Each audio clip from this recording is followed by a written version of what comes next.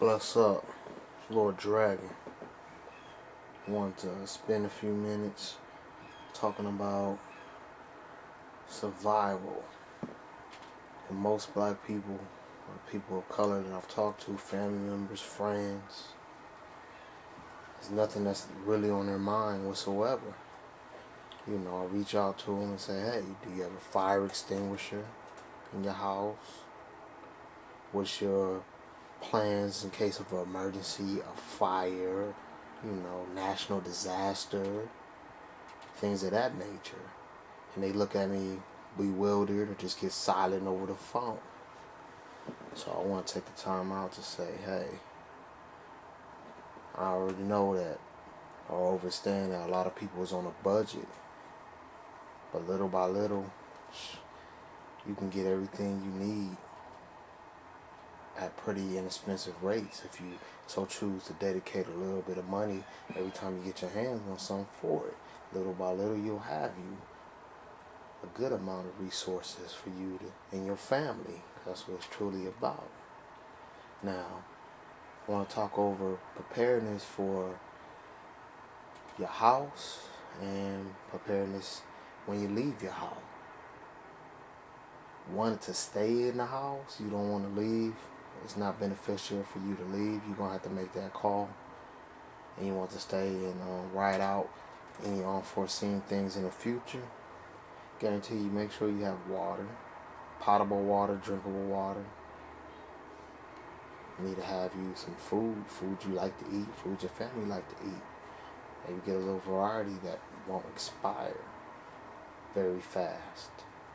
And also, you want to set up a system where if you are buying extra food to stay for a rainy day, that you check expiration dates constantly and you eat the food that's going to be expiring soon, and you rotate out your new food at the end of the train. The cycle-based house, you want to have flashlights, extra batteries, candles.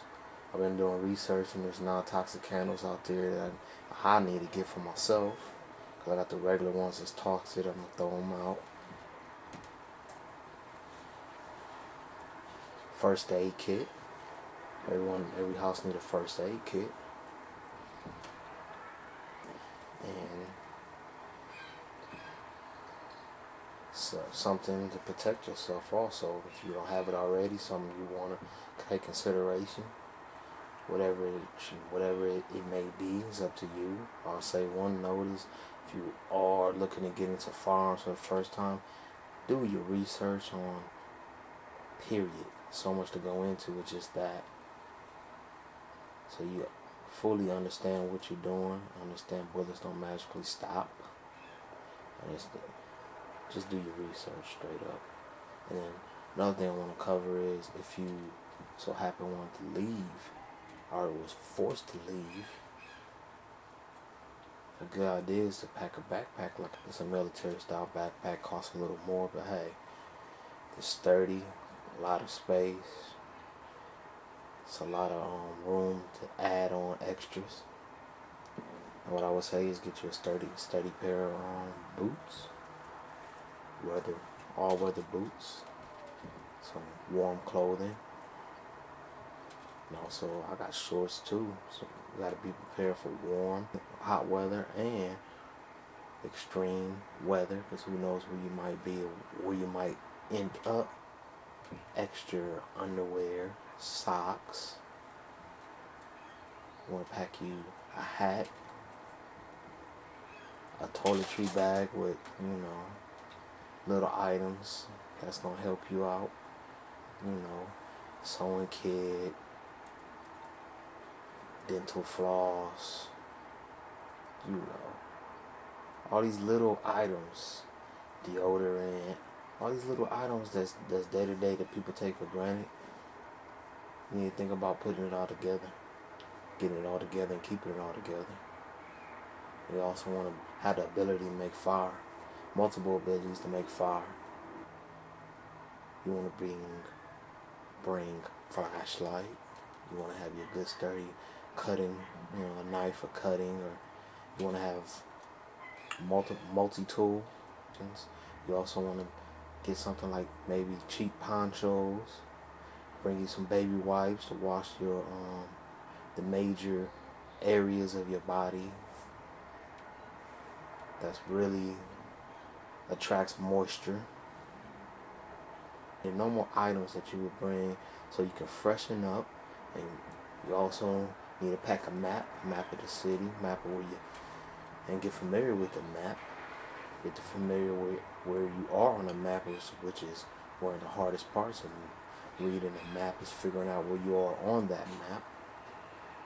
You also want to keep a survival guide with you, because if you're in a high stress state, you won't remember all the little things that you might have studied or prepared for anyway, and it's nothing like having a reference right before you so you can tap into that knowledge. Let's see what else. Let's open up the bag. Let's see what I got in this bag.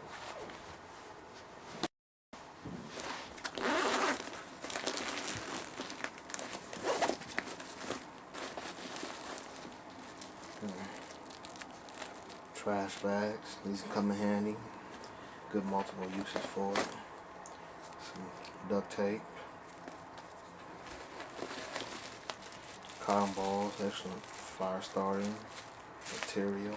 But of course, all this stuff like fire starters, lighters, matches, depends on what you're going through and how long you're going to use it. Of course, it's going to run out. So you also want to look into natural forms of starting fire, collecting water, purifying water, all on your own. So when your supplies is gone, because you will eventually use up all your supplies if you really needed to use them. Then you're looking at that for continued elongated, sustained survival situations. Flashlight, got a lighter, another lighter, some gloves, snacks, some more snacks, compass,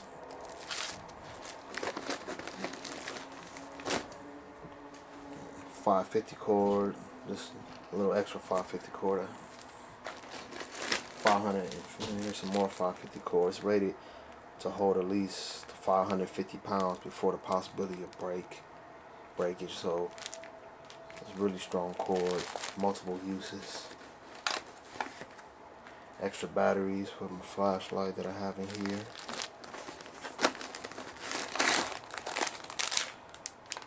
Hand warmers come in handy, really cold. Help out for a little while. You also purchase foot warmers, some more snacks, binoculars, come in handy.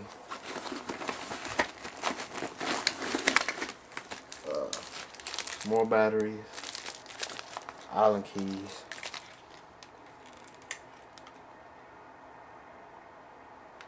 plastic match holder with matches.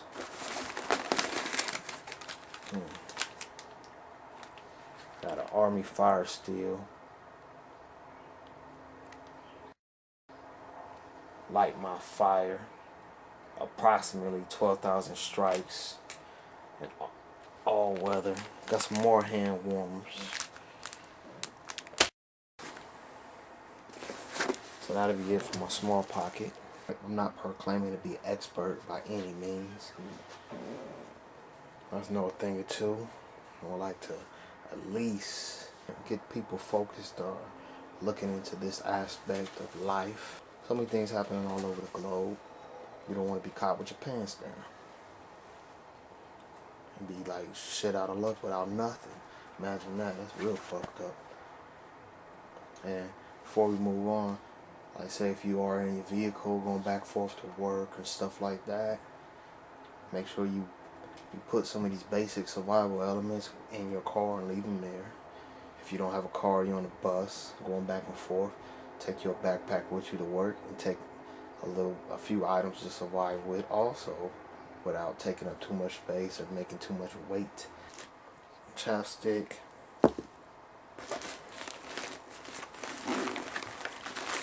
toilet paper, glow sticks, emergency ponchos, medical tape,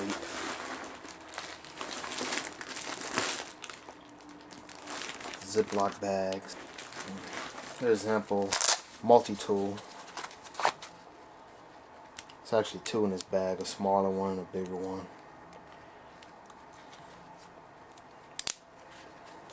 Never know when it might come in handy. First aid kit. Have long johns, of course, plating of underwear and socks, undershirts, beanies, gloves, just a whole complete extra set of clothes to last at least 3 days. And also on the back of this backpack is a water bladder that holds, I believe, 2 liters of water. And of course, you see I went and bought some canteens and strapped on some canteens for additional water that I can grab. And then I fashioned up some boots on there so I can keep a set of boots just in case. I ain't got no boots on at the time, or if something was to happen or whatever footwear I have on at the time, I have extra set of footwear, you know. So these are just the basic things. This is a bag that you want to pack at least food and water for yourself for at least 3 days, 3 to 5 days. And you want to pack a bag for your queen and your divine children also. And you also want to keep in mind everything that they will need. Really important is shelter. I also got in this bag a small tarp. You know, they can use that to block and shield from the elements. You might want to look into a tent. The lighter you can make your load, the better. The less bulky, the better. But most important is the basic elements of survival. Food, water, shelter, fire. Might want to look into maybe a sleeping bag. Take with you, but you know, anything you take with you that can help you, it's going to add weight. But so you got to also remember what's most important for you. What do you think is the best things to have? What do you like to eat? How much food you want to pack? How much of anything you want to do is all completely up to you. You can look at guidelines and you can get a general view on what the standard may be. You can look on the internet looking for disaster or preparedness. You can look at Army field manuals, survival manuals, special forces manuals. There's a lot of tools out there. I suggest you tap into them tools now. Get it all set up now. You gotta have enough water for you and your family, and and food. You gotta calculate that. Typically, hotter days you'll drink more water. You still need to drink water on cold days. So just a small tidbit of information to get your mind moving in the right direction. Hope you take this and delve into it deeper and get ready for whatever. Who knows, man?